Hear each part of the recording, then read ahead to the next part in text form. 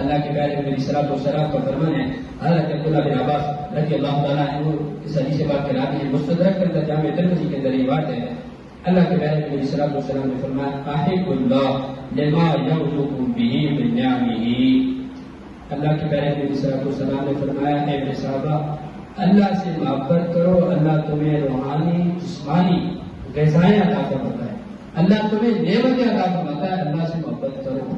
آگے حضور نے فرمایا وَأَحِبُّونِي لِحُبِّ اللَّهِ.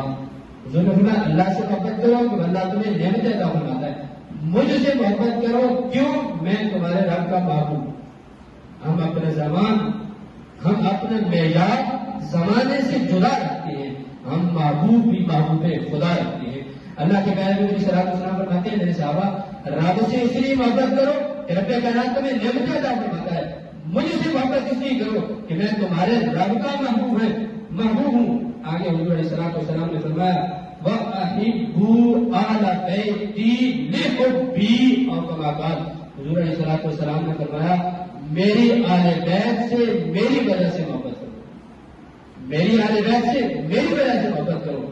اور پھر دوسری حدیث پاک کے اندر ہے نبی صلی اللہ علیہ وسلم نے فرمایا ان اہل بیتی کو سبیل فمن رکبها فنجا ومن تخلف عنها فعلت.